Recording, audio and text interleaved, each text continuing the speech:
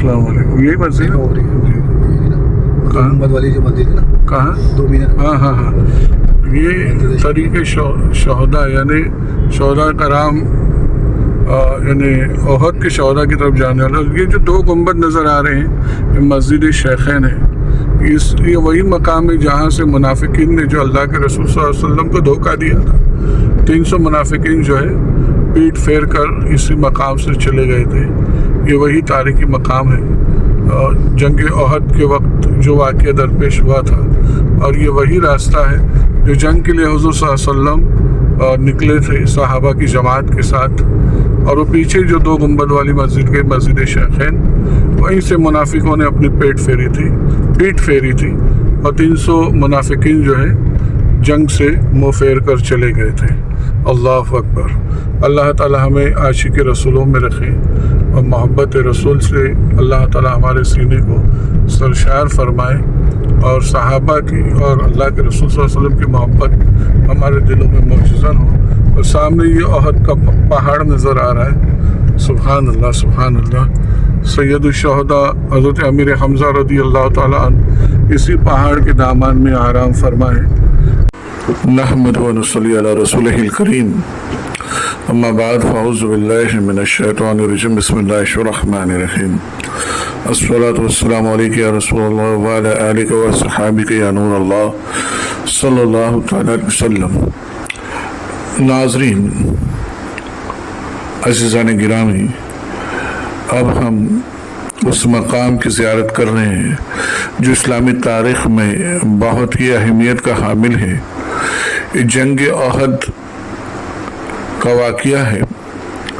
हुज़ूर सल्लल्लाहु अलैहि वसल्लम ज़ख्मी हालत में यहीं तशरीफ़ लाए थे और यही आपके ज़ख्मों को धोया गया था।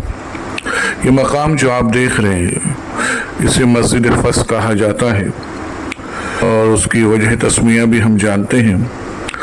जब हुज़ूर सल्लल्लाहु अलैहि वसल्लम जंग ओहद के मौके पर इस मकाम पर तशरीफ़ लाए तो यहाँ कुरान की कुछ आयतें नाजिल हुई। यहाँ पर आका अलैहिस्सलाम आकर रुके। हुज़ूर अलैहिस्सलाम ने अपने ज़ख्मों को भी यहाँ धोया।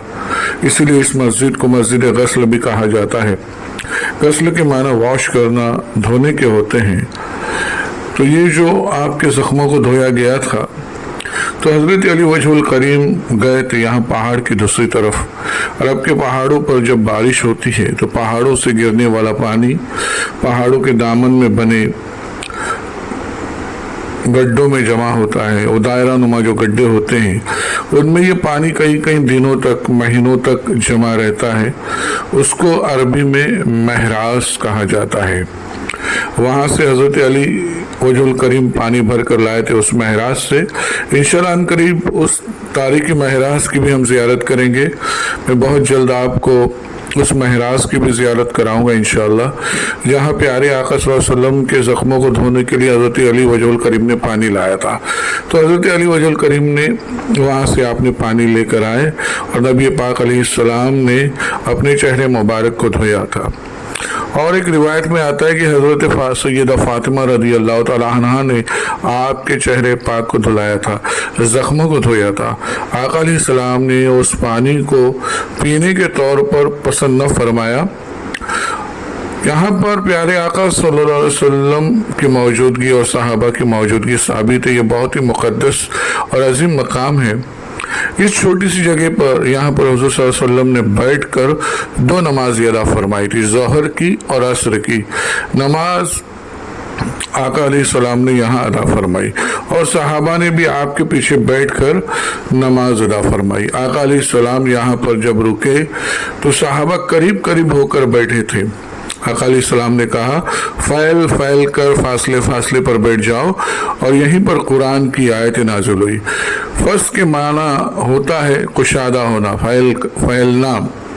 आपने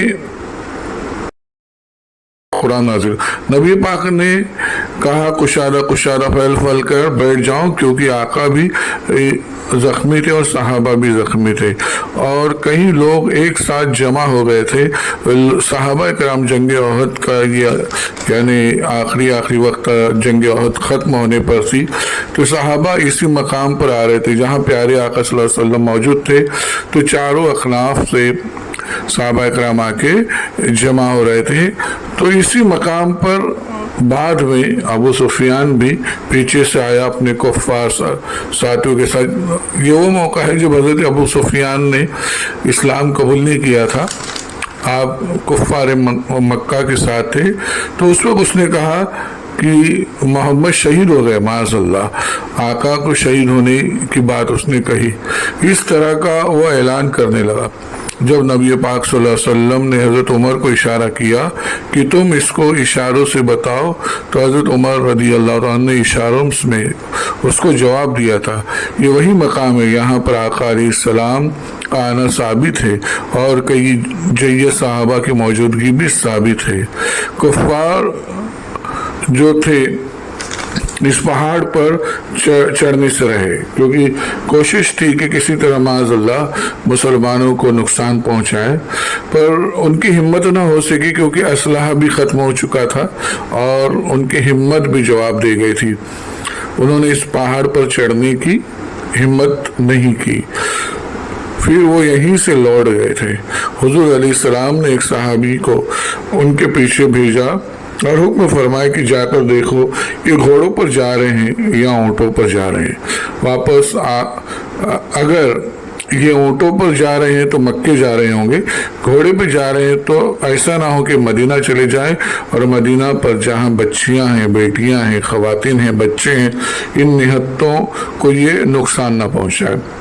جو صحابی ان کفاروں کی نقل و حرکت دیکھنے گئے تھے، انہوں نے دیکھا کہ اونٹوں پر سوار ہو کر کفار مکہ کی طرف جا رہے ہیں، مدینہ نہیں جا رہے۔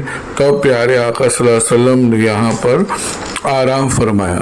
جنگ احد پر جب نبی پاک صلی اللہ علیہ وسلم سیدھا زخمی حالت میں آئے، تو اس کے سامنے جو آج آپ مکانات دیکھ رہے ہیں، سڑکیں دیکھ رہے ہیں، روڈ دیکھ رہے ہیں، تو اس وقت یہ سب چیزیں نہیں تھی۔ آپ صلی اللہ علیہ وسلم سیدھا یہیں چلے آئے تھے اور اسی مقام پر آپ صلی اللہ علیہ وسلم نے اپنے زخموں کو دھویا تھا۔ آپ کے چہرہ بھی کافی زخمی ہوا تھا اور دندان مبارک کے شہید ہونے سے مراد یہ کہ ہلکی سی خراش آپ کے دندان مبارک پر آئی تھی، تو اس خراش نے پیارے آقا صلی اللہ علیہ وسلم کے حسن میں اور اضافہ فرمایا تھا۔ جب پیارے آقا صلی اللہ علیہ وسلم مسکرایا کرتے تھے تو ایک نور سی روشنی اس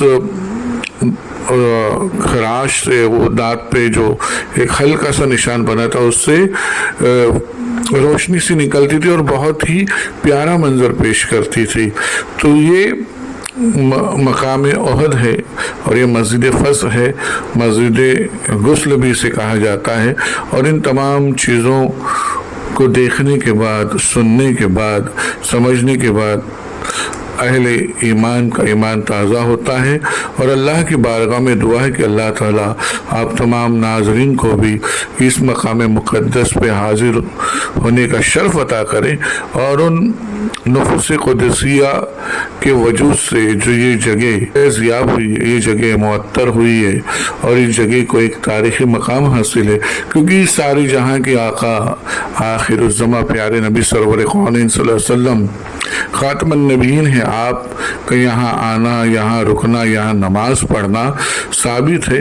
ناظرین، ہم بڑے خوش نصیب ہیں کہ ان مقدس جگہوں کی زیارت کا ہمیں شرف ملا۔ اللہ تعالیٰ حضور سرور کونین صلی اللہ علیہ وسلم کی محبت، صحابہ سے محبت، اللہ تعالیٰ ہمیں ان مقامات مقدسہ کے صدقے عطا فرمائے اور آپ سب کو بھی یہاں حاضری کا شرف عطا فرمائے۔ السلام علیکم ورحمۃ